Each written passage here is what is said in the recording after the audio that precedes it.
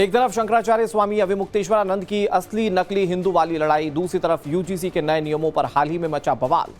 सवाल यही है कि क्या इन दोनों बड़ी घटनाओं के बाद देश में हिंदुत्व में बंटवारा और गहरा होता जा रहा है। यूजीसी पर जब सामान्य वर्ग का आक्रोश फूटा तो सुप्रीम कोर्ट ने इसमें दखल दिया। तब तक नेतागिरी ने इस मुद्दे पर खामोशी रखी। सामान्य वर्ग को अपने लिए आवाज उठाने वाला कोई बड़ा चेहरा नहीं मिला। सवाल यही है कि संत बटे, हिंदू बटे, तो किसे दर्द हुआ और किसने इस आपदा में अवसर ढूंढ लिया। सारी कहानी आपको समझाते हैं इस रिपोर्ट में।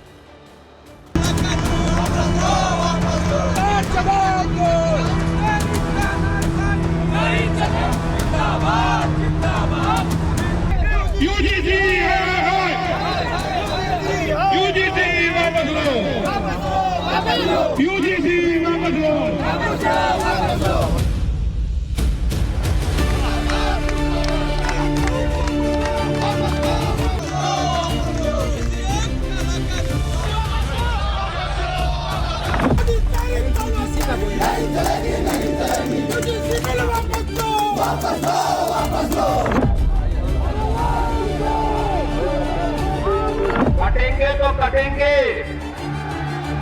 एक रहेंगे तो नेक रहेंगे।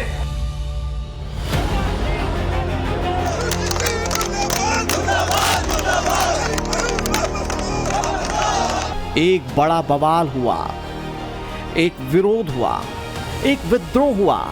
लड़ाई अधिकार और इंसाफ की थी, जिसमें सरकार के खिलाफ आक्रोश से उपजे असंतोष की एक ज्वाला भड़की, जिसकी लपटें सड़क से होते हुए सुप्रीम कोर्ट तक पहुंच गई।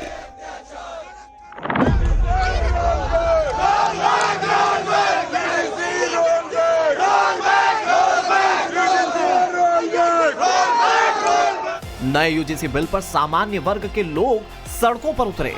इच्छा मृत्यु से लेकर इस्तीफे तक की पेशकश की गई, जिसके बाद यूजीसी के नए नियमों पर मचे संग्राम पर आखिर देश का सुप्रीम कोर्ट सामने आया। लेकिन हैरानी की बात है कि नेता नगरी ने इस मुद्दे पर खामोश रहने में ही अपनी भलाई समझी। ना भारतीय जनता पार्टी, ना कांग्रेस, ना समाजवादी पार्टी, ना बहुजन समाज पार्टी, ना ममता, ना ही किसी दूसरे दल ने यूजीसी के नए नियमों का विरोध कर रहे लोगों को सपोर्ट किया। नेता नगरी में सन्नाटा ही छाया रहा। ऐसे में बड़ा सवाल यह भी है कि क्या सामान्य वर्ग की चिंता देश के लिए कोई मुद्दा नहीं है। यूजीसी पर विरोध के सुर बुलंद होने के बाद खुद सुप्रीम कोर्ट कह रहा है कि जाति के नाम पर अलग अलग छात्रावास, भगवान के लिए ऐसा मत कीजिए। अगर हम दखल नहीं देंगे तो इसके खतरनाक परिणाम होंगे। यानी सुप्रीम कोर्ट कह रहा है कि जाति नहीं चाहिए। लेकिन सवाल है कि क्या हमारे नेता जाति के बिना चल पाएंगे? क्योंकि जाति बटेगी तो वोट बैंक चलेगा, चुनावी गणित सधेगा। यूजीसी ने कुछ गलत नहीं किया। यूजीसी ने जो अन्याय हो रहा था उसकी शिकायत करने के लोगों को मौका दे दिया, बस और कुछ नहीं। यूजीसी के मुद्दे से उपजे आक्रोश पर नेताओं की चुप्पी ने इतनी गहरी लाइन खींच दी कि एकजुट होता हिंदू समाज एक बार फिर से बटकर दो सिरों पर जाकर खड़ा हुआ दिखाई दे रहा है। हमें एकजुट रहना है और इसलिए मेरा तो आपसे एक ही आग्रह है, हम एक रहेंगे तो सेफ रहेंगे। हम एक रहेंगे तो राष्ट्र से बढ़कर के कुछ नहीं हो सकता, कुछ नहीं हो सकता। और राष्ट्र तब सशक्त होगा जब हम एक रहेंगे, नेक रहेंगे, तभी नेक रहेंगे। बटेंगे तो कटेंगे।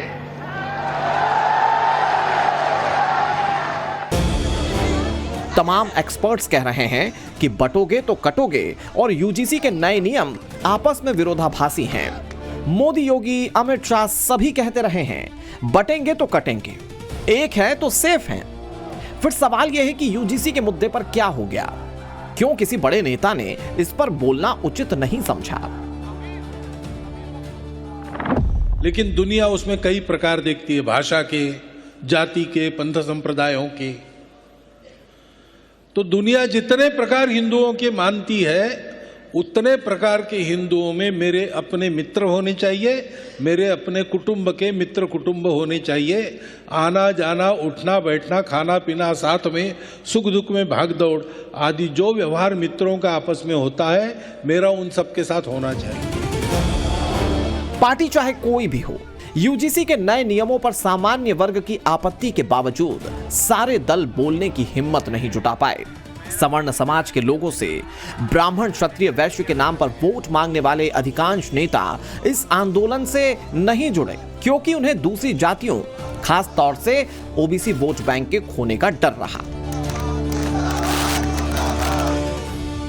देश के युवाओं की बात करने का दावा करने वाले नेता चुप रहे, राहुल गांधी चुप रहे, प्रियंका गांधी वाड्रा ने भी कुछ नहीं कहा, ममता बनर्जी भी चुप्पी साधे रहीं।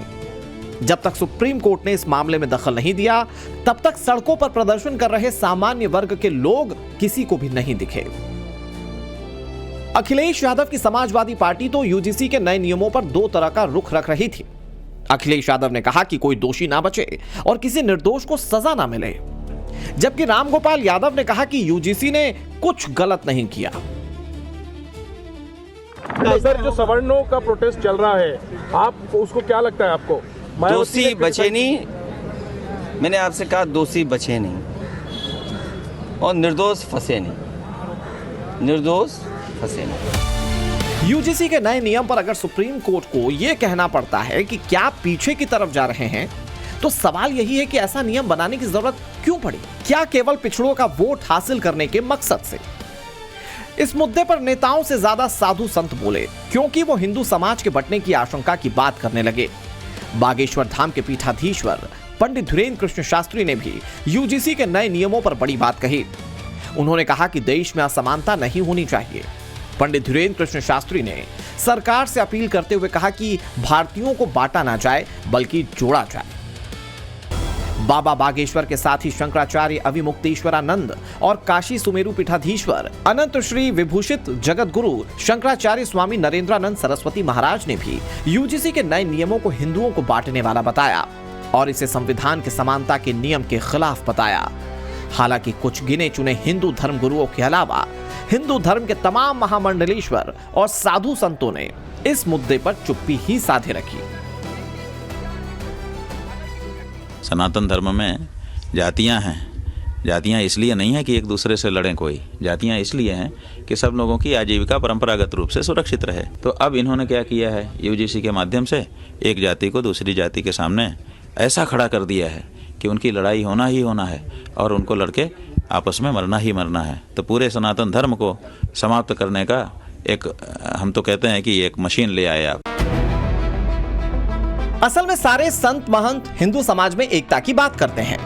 योगी और पीएम मोदी जैसे बड़े नेता भी हिंदुओं की एकजुटता की बात करते हैं, लेकिन बीते कुछ दिनों में ही दो ऐसी बड़ी घटनाएं हो गई जिससे हिंदू समाज बटा नजर आ रहा है। प्रयागराज के माघ मेले में शंकराचार्य का स्नान विवाद और उसके बाद यूजीसी के नए नियम। स्वामी अविमुक्तेश्वरानंद और प्रशासन के बीच प्रयागराज माघ मेले में हुई तकरार ने हिंदू समाज में मतभेद उजागर कर दिए। अविमुक्तेश्वरानंद ने योगी को लेकर असली हिंदू बनाम नकली हिंदू की लड़ाई छेड़ी तो संत समाज दो हिस्सों में बंट गया।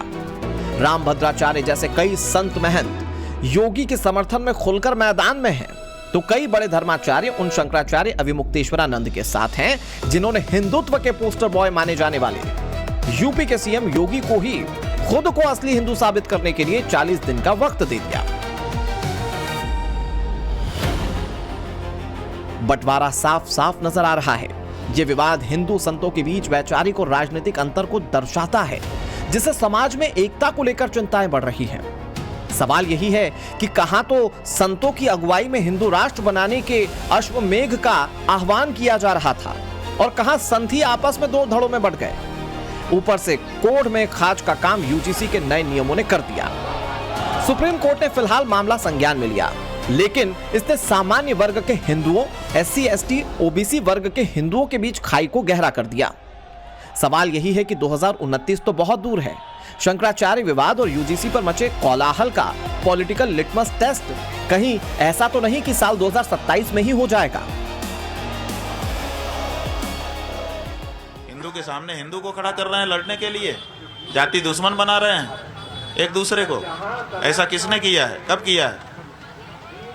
मुसलमानों में शिया सुन्नी का विवाद चला आता है, आप हिंदू धर्म में अब ये शुरू कर रहे हो कि हमारे में भी सदा के लिए 2 गुट हो जाएं और दोनों एक दूसरे से लड़ते रहें और मरते रहें।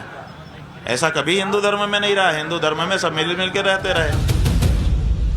कोई भी धर्म आपस में बैर करना नहीं सिखाता, लेकिन मौजूदा कड़वी हकीकत यही है कि बैर के बीज सिर्फ हिंदू मुसलमान में नहीं बल्कि खुद हिंदुओं के बीज भी हैं। बटेंगे तो कटेंगे का नारा दूर दूर तक नजर नहीं आ रहा। शंकराचार्य बनाम योगी का अगला चैप्टर लखनऊ में लिखे जाने की तैयारी की जा रही है। वहीं यूजीसी के नए नियमों पर 19 मार्च को अगली सुनवाई होनी है। ब्यूरो रिपोर्ट, टाइम्स नाउ, नव भारत।